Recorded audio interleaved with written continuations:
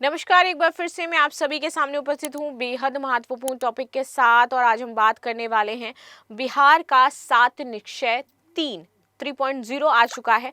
7 निश्चय बिहार के 2 आ चुके हैं, पहला आया था, दूसरा आया था, अब ये तीसरा आ गया है।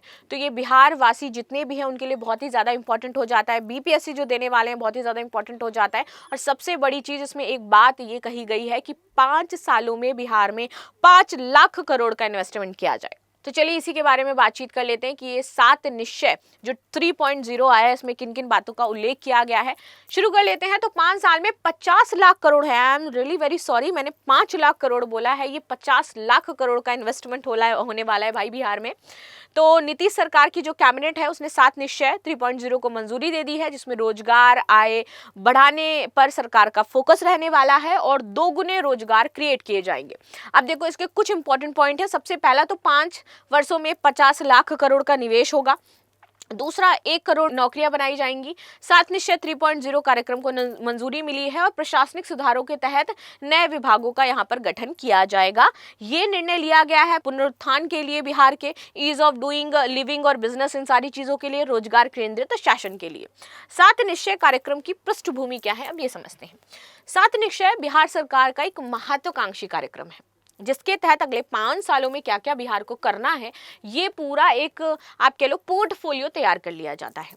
ठीक है, जिसमें राज्य के समग्र विकास, खासकर युवाओं, महिलाओं की शिक्षा, स्वास्थ्य, बुनियादी ढांचों को सशक्त करने के लिए ये आपके लाए जाते हैं। ये सरकार ने 2015 से शुरू किया था। ठीक है, 7 निश्चय 1 2015 में आया, 7 निश्चय 2 हमारा 2020 में आया, 7 निश्चय 3 आपका 2024 से 29 तक का है, जिसमें निवेश, उद्योग, रोजगार और मानव विकास पर समग्र दृष्टि की बात कही गई है। अब देखो, पहला ही ये है कि हमें रोजगार दुगनी करनी है और इससे आय भी लोगों की दुगनी करनी है। तो ये पहला पॉइंट है। राज्य के प्रति व्यक्ति की आय को दोगुना करना है और 5 वर्षों में लगभग 1 करोड़ रोजगारों का सृजन करना है।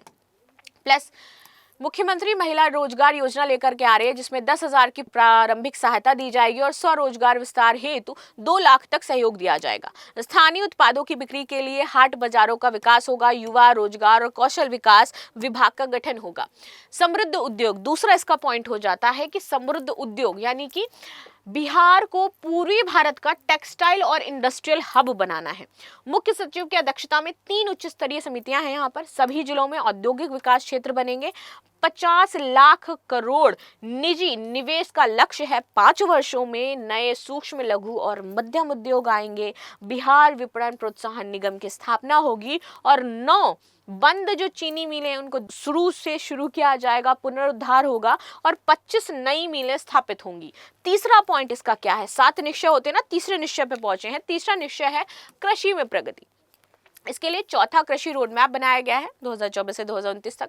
मखाना रोड मैप है, उत्पादन और प्रोसेसिंग कैसे होगी, और डेयरी और मत्स्य पालन पर विशेष बल दिया गया है। विशेष पहल क्या है, तो सभी गांवों में दुग्ध उत्पादन समितियां बनेंगी। प्रत्येक पंचायत में सुधा बिक्री केंद्र होंगे और हर खेत तक सिंचाई अभियान चलेगा।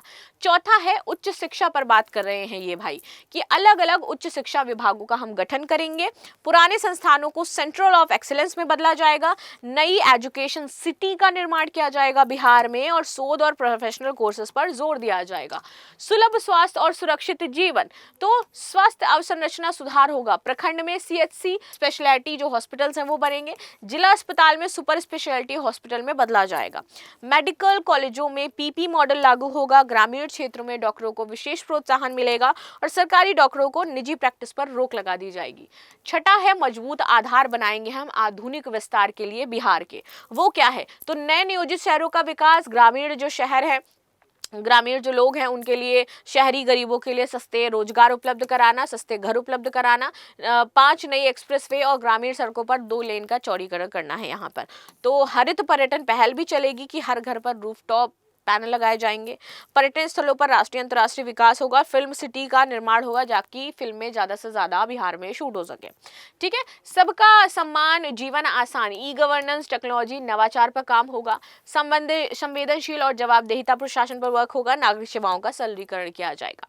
प्रशासनिक सुधारों में वर्गीय जो विभागीय पुनर्गठन हो रहा है उसकी बात करें तो कुल 45 से अब 48 विभाग होने वाले हैं। 3 जो बन रहे हैं वो उच्च शिक्षा, युवा रोजगार और अन्य प्रशासनिक पुनर्संरचना है। नाम परिवर्तन किया जा रहा है किसका किसका, तो 3 का। पशु मत्स्य अब डेयरी मत्स्य पशु संसाधन विभाग होगा। श्रम विभाग आपका श्रम संसाधन प्रवासी श्रमिक कल्याण विभाग होगा। कला संस्कृति अब कला एवं संस्कृति विभाग होगा। अन्य महत्वपूर्ण कैबिनेट निर्णय क्या हुए, डीए 5% बढ़ा दिया गया है बिहार के जितने भी सरकारी लोग हैं। विद्यार्थी कौशल प्रोग्राम चलेगा। शहीद बीएसएफ के जो जवान थे ऑपरेशन सिंदूर के तहत, उनके घर में एक सरकारी नौकरी दी जाएगी। और सेवा समिति को मंजूरी मिल गई है खाद्य नियम अधिकारी के। लास्ट में क्वेश्चन है 7 निश्चय 3.0 योजना का कार्यकाल कितना है, तो वो आपको कमेंट बॉक्स में बताना है। तो this is the news what we discuss. मिलते हैं नेक्स्ट क्लास में, तब तक के लिए धन्यवाद। लाइक शेयर सब्सक्राइब करना बिल्कुल भी ना भूलें and thank you so much.